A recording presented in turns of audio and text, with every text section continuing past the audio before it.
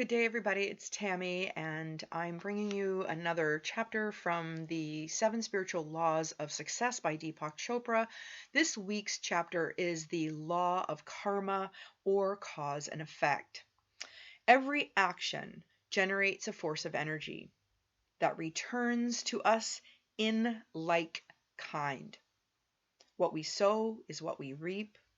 And when we choose actions that bring happiness and success to others, the fruit of our karma is happiness and success.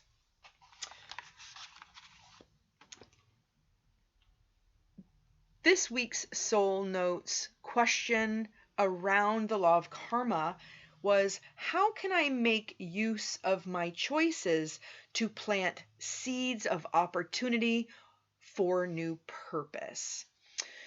With this timed question, I wrote, every moment I have an opportunity to do good, to be good, and share my light. I authentically show up for the purpose of spirit presence within me. I light up my way.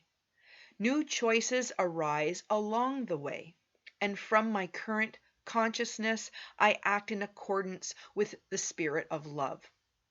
Every action, thought, and word is my own guide. This life offers us all a platform of experiences to learn, grow, and decide how to be authentic. We are here on purpose, to shed light on darkness, to become the best version of ourselves, loving vibrations that come back to us. So with the law of karma, I've also found a few things online, did a little bit of research, and there's a few fun ones here. Karma has no menu. You get served what you deserve. Karma is what you put out will come back to you in unexpected ways. Give only what you don't mind getting back to you. When you truly understand karma, then you realize you are responsible for everything in your life. That one was by Keanu Reeves. And Wayne Dyer says, how people treat you is their karma, and how you react is yours.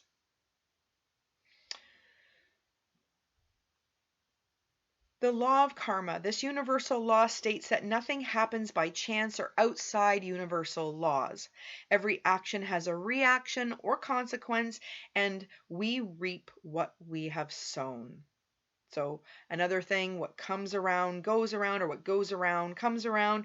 And keep your circle positive. Say good words, think good thoughts, and do good deeds. So some of the notes that I took from the chapter, handwritten, just to tap into what the book has to offer around the law of karma as it relates to the spiritual laws of success. And remember, success isn't necessarily about money. So every action is a force of energy that returns back as like energy. So think about, we choose something, it's a choice. The question is it good for everyone or for all? So karma is action plus consequence, or cause plus effect. So we want to, so for happiness, you want to sow seeds of happiness. Think about conscious choosings versus unconsciously. We have infinite access to the universe.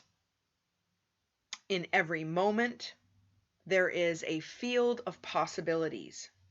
So to use this law for your benefit, it's important to understand and maximize your awareness in every moment and every choice.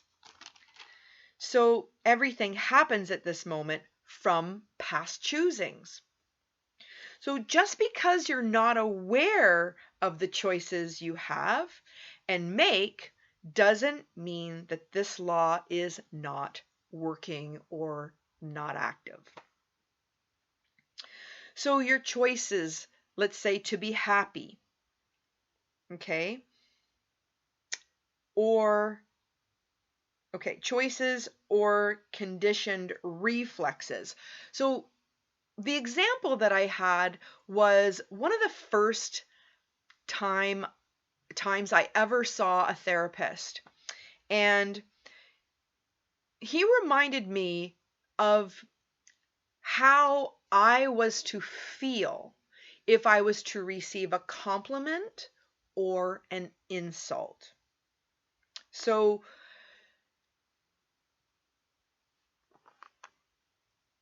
it's important for me to love myself no matter what.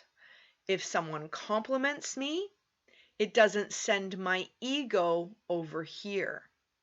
Or if someone insults me, it doesn't send my ego over there. So on page 40,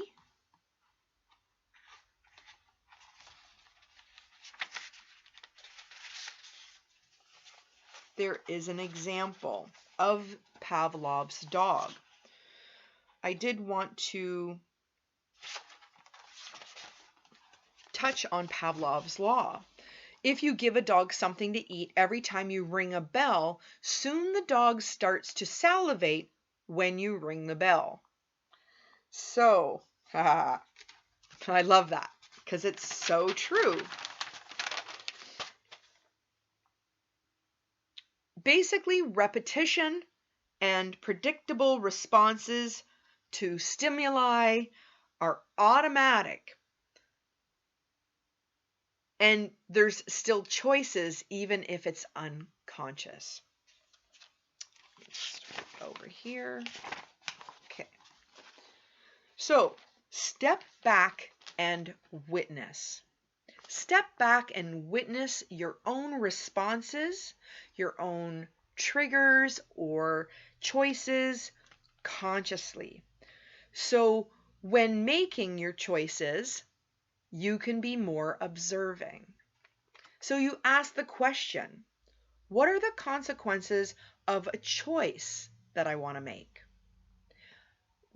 You might see that there's several examples there. Okay? And if you mindfully navigate this prior to deciding, will this choice create more happiness for me and those around me? If it's yes, you can follow through. If it's no, choose something else. So we're looking at spontaneous right action. So at the right moment, you're going to use or choose the right response. Action nourishes everyone. Reacting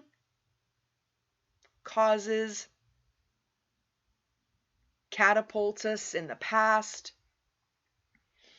There is so much to being aware or more aware or curious of yourself.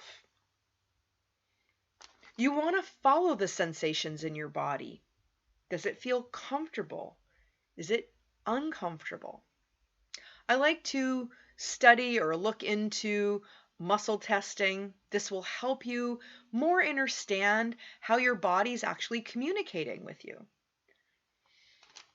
When we think of the heart, it is intuitive, it is holistic, it's contextual, it's relational, it has pure potentiality, there is knowledge there, it is an infinite, organizing, powerful organ. It has the ability to compute, analyze. It has the ability to also be accurate. So on page 44, you can use the law of karma to create money, yes, and affluence, and the flow of all good things to you anytime you want. But first you must be conscious of that your future is generated by the choices you are making. Because your future is generated by the choice you make in every moment of your life. So if you pay regular attention to this, you can make full use of this law. And by bringing your attention to being conscious of your choices, you'll design a life with awareness and spontaneous excitement to choose. Yeah.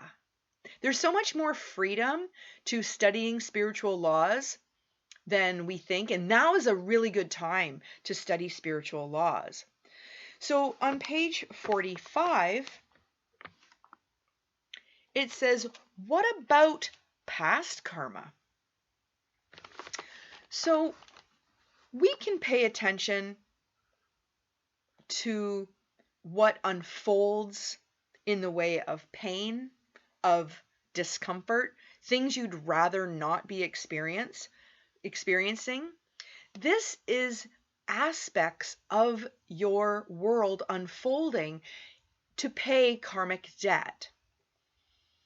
I had an injury in 2012, and someone asked me if this accident or injury was a karmic payment of your past, could you accept it differently? And that hit me. I was like, whoa, like I never had that thought before. And then I thought, wow, yes, I don't have to necessarily believe it's true. And if it was, can I be curious about what took place in order to have more acceptance of what is? And the moment I accepted what is, I felt that the pain was differently. It helped me become a little bit more uncomfortable with the uncomfortable and to be more loving with myself while experiencing it and healing it. When we think of karma, it actually is the perfect setup. It's perfect accounting. We can use past karma to transform, transmute. How can I learn from this? Why? But when I ask why, I'm not really looking for an external answer. I'm just internalizing what's the message in this? How can I help or make use of this? Seeing it as a seed of opportunity for a new purpose, a new direction. It's a new expression I'm having. And I can convert the adversity into a benefit so that I can have positive new direction. What about past karma? If we want to transcend karma, we need to be the self, then be the spirit, go into the gap, and through meditation, absolutely relax into what is. It's like the operational software of the soul. And it generates a reality through choices. So being a conscious choice maker generates action. Karma is evolutionary. So this takes me to page 49, which is the recap.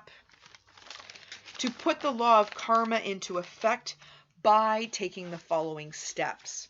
Number 1, today I will witness the choices I make in each moment and having conscious awareness that it will produce a result of like kind. Number 2, I ask myself questions. how can I see this unfolding? What does this look like? Will this choice bring me fulfillment and other people around me? Who would be affected by my choices?